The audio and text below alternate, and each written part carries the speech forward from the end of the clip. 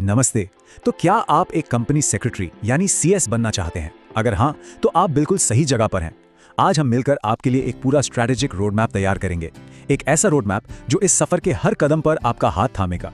तो चलिए सबसे पहले एक बहुत ही बेसिक सवाल से शुरुआत करते हैं ना कि एक कंपनी सेक्रेटरी आखिर करता क्या है। देखिए, ये समझना बहुत जरूरी है क्योंकि ये सिर्फ एक पद नहीं है बल्कि कॉर्पोरेट दुनिया में एक बहुत बहुत बड़ी जिम्मेदारी है। देखिए, एक company secretary board of directors का एक बहुत ही अहम सलाहकार होता है। इनका काम क्या है? कॉर्पोरेट गवर्नेंस और सारे नियमों का पालन हो ये पक्का करना। असल में ये कॉर्पोरेट जगत में पारदर्शिता और कानून के रक्षक की तरह होते हैं और भारत की जो इतनी तेजी से बढ़ती अर्थव्यवस्था है ना, उसमें इनकी भूमिका बहुत ही अहम हो जाती है। और हाँ, इस प्रतिष्ठित रोल का जो रिवॉर्ड है वो भी उतना ही शानदार है। जरा सोचिए, बैंगलोर जैसे बड़े कॉर्पोरेट हब में एक कंपनी सेक्रेटरी का एवरेज सालाना वेतन 9.5 से 12 लाख रुपए तक हो सकता है। और ये सिर्फ एक आंकड़ा नहीं है, समझ रहे हैं? ये इस बात का सीधा सबूत है कि इस प्रोफेशन की डिमांड और इसका महत्व कितना बढ़ रहा है। तो आज का हमारा सफर कैसा दिखने वाला है? देखिए, सबसे पहले हम सीएस यात्रा की शुरुआत करेंगे, फिर सीखने का सही रास्ता चुनेंगे, उसके बाद आपकी कोचिंग चेकलिस्ट पर नजर डालेंगे, प्रैक्टिस की असली ताकत को समझेंगे और आखिर में सफलता की ओर बढ़ेंगे। तो चलिए शुरू करते हैं हमारे रोड मैप के पहले पड़ाव से, यानी आपकी सीएस यात्रा की शुरुआत और ये समझना कि सफलता का रास्ता आखिर है क्या। जो सीएस कोर्स है ना, वो मोटे तौर पर 3 स्टेज में बटा हुआ है। सबसे पहला है CSEET, मतलब सीएस एग्जीक्यूटिव एंट्रेंस टेस्ट। इसे पास करने के बाद आता है सीएस एग्जीक्यूटिव प्रोग्राम और फिर सबसे आखिर में है सीएस प्रोफेशनल प्रोग्राम। हर स्टेज आपको स्पेशलाइजेशन की तरफ एक कदम और आगे ले जाता है। ठीक है, अब आता है सबसे पहला और सबसे बड़ा फैसला कि पढ़ाई का तरीका क्या होगा, ऑनलाइन या फिर ऑफलाइन। और यकीन मानिए, आज के जमाने में ये एक बहुत ही जरूरी, बहुत ही अहम फैसला है। चलिए दोनों तरीकों को आमने सामने रखकर देखते हैं।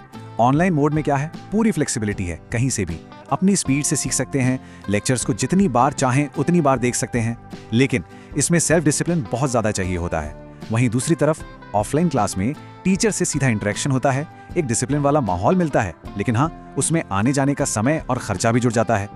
और जरा एक all India rank holder Shreya Masaliya का एक्सपीरियंस सुनिए।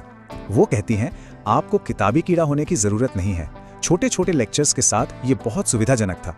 तो मतलब सबसे जरूरी बात क्या निकल कर आती है कि कॉन्सेप्ट्स को समझना रट्टा मारने से कहीं ज्यादा जरूरी है।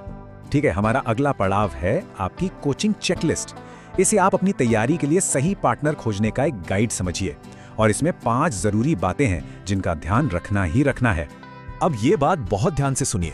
देखिए, सफलता इस बात पर निर्भर करती है कि फैकल्टी बेयर एक्ट्स यानी जो मूल कानून है उन्हें समझाती कैसे है, ना कि सिर्फ रटने पर जोर देती है। मतलब साफ है, टीचर का पढ़ाने का तरीका और सब्जेक्ट पर उनकी गहरी पकड़, यही सबसे ज्यादा मायने रखती है। तो सवाल ये है कि एक अच्छी कोचिंग को परखे कैसे? ये रही आपकी चेकलिस्ट। Number 1, expert faculty. उनकी क्वालिफिकेशन चेक करें, क्या वो खुद CS, CA या LLB हैं। नंबर 2, स्टडी मटेरियल कैसा है। नंबर 3, बैच का साइज। याद रखिए, छोटे बैच में पर्सनल अटेंशन ज्यादा मिलता है। नंबर 4, टेक्नोलॉजी और इंफ्रास्ट्रक्चर। और आखिर में स्टूडेंट रिव्यूज और पिछले रिजल्ट्स, ये देखना कभी मत भूलिएगा। जैसे एक उदाहरण लेते हैं कि एक्सपर्ट फैकल्टी का आखिर मतलब क्या होता है। देखिए, IGP इंस्टीट्यूट जैसे कुछ संस्थान हर सब्जेक्ट के लिए बेस्ट टीचर्स की लिस्ट देते हैं। इस तरह की जो ट्रांसपेरेंसी होती है ना, वो आपको सही फैसला लेने में बहुत मदद करती है। एक और बहुत जरूरी चीज है स्टूडेंट सपोर्ट। आपको ये पूछना है कि क्या डाउट क्लियर करने के लिए अलग से सेशंस होते हैं, क्या पर्सनल फीडबैक और मेंटरशिप मिलती है। यकीन मानिए, एक अच्छा सपोर्ट सिस्टम आपकी तैयारी में जमीन आसमान का फर्क ला सकता है। सही गाइडेंस चुनने के बाद सबसे जरूरी चीज है आपकी अपनी मेहनत।